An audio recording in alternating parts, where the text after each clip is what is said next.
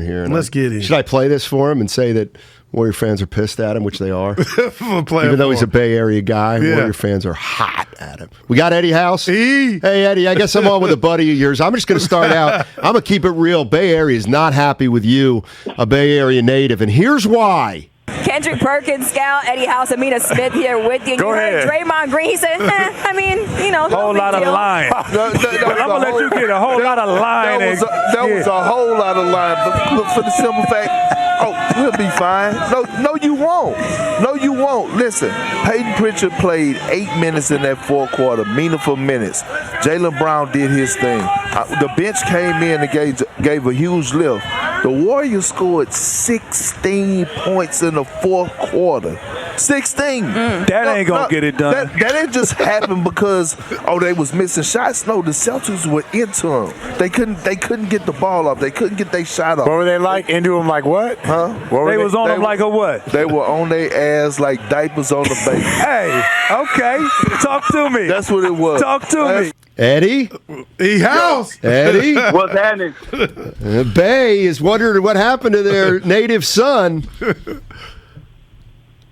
Hey, well, I tell you one thing.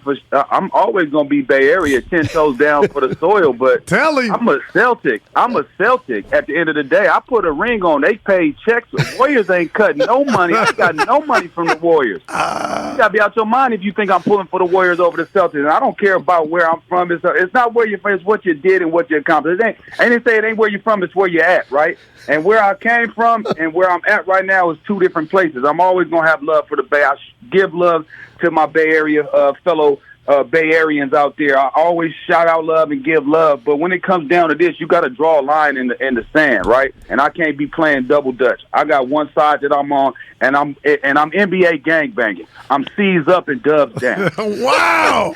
I always have been, man. That was well said, and I'm proud of you. Your mic game is tremendous. But let's talk about last night. Rob Lowe. Steiny is trying to tell me, from a Warrior standpoint, where was Curry in the fourth quarter?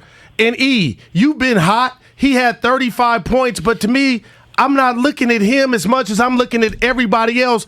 Can you just describe what you saw in the fourth and why we didn't get a lot of Steph? Well, I think what happened was Steph was carrying the load, and other guys do got to step up. Other guys got to make shots. Draymond 2 for 12. That ain't gonna get it done. Jordan Poole 2 for 7. That ain't gonna get it done. Clay was struggling, and now don't think that I'm sitting here thinking that this series is over and there ain't no way that they gonna ever that they can't bounce back, because that's not it at all. I do know that the Warriors have championship pedigree. They got great competitors out there, and they will come back, and they're going to be fighting tooth and nail. They understand how important this game 2 is. You lose that game 1. Game 2 is extremely important for them.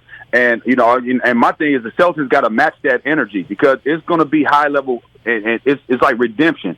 The Golden State Warriors are going to come out with revenge on their mind. They hearing everything that people are saying. But I think when you look at the totality of the game, this is the thing, D, is that the Warriors haven't seen a team like this, okay? Everybody that can come in for the Boston Celtics, everybody that plays can make plays for themselves, that can make plays for others, they can knock down open shots. And then the other thing that they can do, they all can defend. They all can defend at multiple positions. So it's different. And I kept telling people, this is going to be a different monster for the Warriors. Not saying that I said Celtics in 6, but it could go either way. It could be the Warriors in 6, because it's just that type of series. But all other series that the Warriors played, they had to focus on one player, and that was it. Jokic. Nobody else they was worried about. The next series, who was it that had to worry about? Ja Morant. Really nobody else they had to worry about. Then the following series, Dallas Mavericks, Luka, really nobody else. This team is really balanced on what they can do and how they attack you on both ends of the court, which I think that's the biggest problem that the Warriors are facing with this Celtics team. Eddie House joining us. You can hear him on NBC Boston. He does their pre- and post-game shows. Bay Area native, went to Arizona State. And baller. Put it on Cal one game, something awful, 61. Hey, let me ask you about Al Horford, because I know he can shoot the 3, Eddie, but he's not going to take a 3 if it's contested. So the fact that he had so many looks in the fourth quarter kind of tells me maybe that's the guy the Warriors wanted to shoot. And did you notice the Warriors playing some zone in that fourth quarter? What I seen was the Warriors paying a lot of attention to Jason Tatum. And whenever he had the ball, everybody's ears was up, everybody's antennas was up. They were over there so intent on trying to make sure that Jason Tatum wasn't getting off. And the recipients of the passes was Al Horford trailing in, Al Horford cutting when somebody turns his head. That's what you're taught, fundamental basketball. Peyton Pritchard catching a shot, Derek White catching shots and knocking down, Marcus Smart catching shots and knocking them down. It's because Jason Tatum is demanding so much attention when he gets the basketball. And it's very similar to how, that's why I said they've been playing teams where they've been able to get away with that. They can hide some guys defensively when you're playing a team that really there's no other threat of a guy that can take you off the dribble and make plays. All he is a catch and shoot guy where you're like, okay, we can get back to that and contest that. You got guys that you got to run out to, and they can break you down off the dribble. Then make another pass and another pass and another pass. That's the problem. And if you watch in that fourth quarter, especially that last shot when Al Horford hit at the top, not the one that's at 5 minutes, but when the one he hit at the top of the key, Jason Tatum was on the block and got it. You just seen the way that the defense collapsed, and all eyes were on Jason Tatum. They just totally spaced out and forgot about Al Horford coming up and trailing. And the one thing about Al is he's going to make the right play. Everybody forgets he's a two-time NCAA champion, so he's a champ as well. One thing that bothers me about the Warriors is their lack of athleticism. And right now, it is apparent to me that Boston is winning in that category before the ball tipped yesterday. So I'm telling Steiny, not second-guessing Kerr, but you got two youngsters in Kuminga and Moody. You're an NBA champion, and you've been a rookie. Is this not the time to maybe see if you could just kind of not manipulate the 48 minutes to get maybe 2-3 minutes, see if they're overwhelmed, or see if those youngsters with foot speed and athleticism could kind of help you, stop a Tatum, or not stop them, keep them at bay when you talk about Brown and Tatum?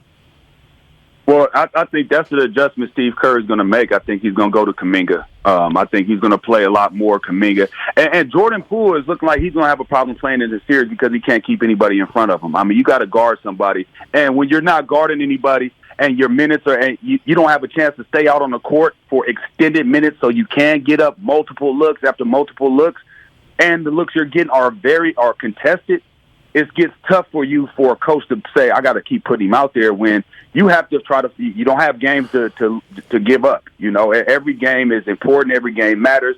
It's one step closer for the other team when they get a win. So I think Kuminga's going to be a guy that they will go to. I think that's an adjustment that Steve Kerr will make. I'm expecting to see him sometime in the second quarter come out there and just see what kind of energy he can provide for the team, because he does pose a different it's a different look. Athletically, like you said, it is a different look. The pressure he could put on the rim, getting out in transition, and things like that. So I would not be surprised at all. And I mean, you got to pull out all stops just to find him.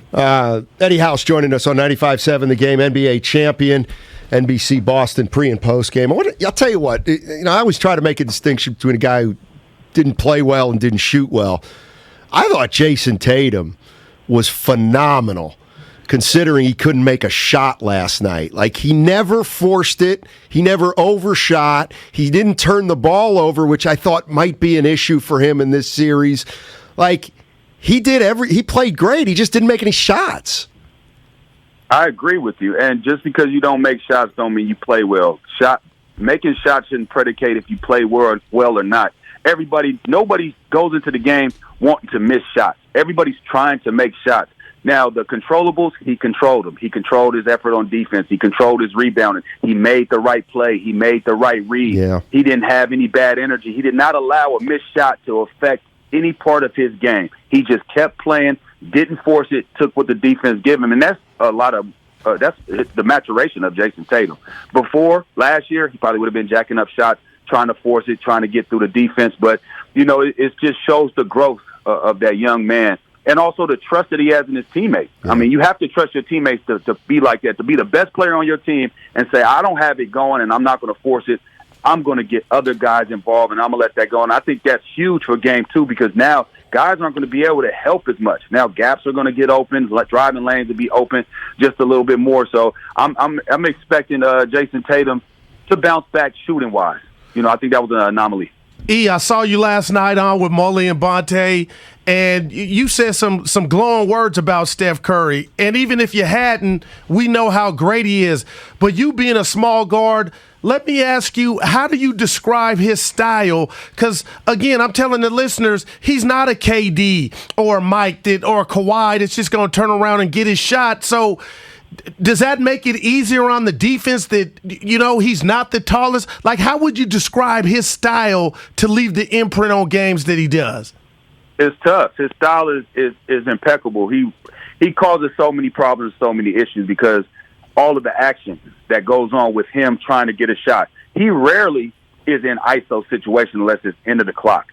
All the time he's moving. It's a dribble handoff. It's a pin down. It's a pass into a pick and roll. It's a split screen. It's a flare screen. So all of that action, you have to be disciplined defensively. And if you're not, there will be a mistake made. And I think that's the problem that he poses. And that's what's so great about him is that you can't give him anything, not a second, not a day, not any kind of daylight, because the shot's going to go up. He's the best shooter that this game has ever seen. And he's going to make shots, right? He's going to get hot, and he's going to make shots. The thing is, you got to make it tough on him. You got to contest.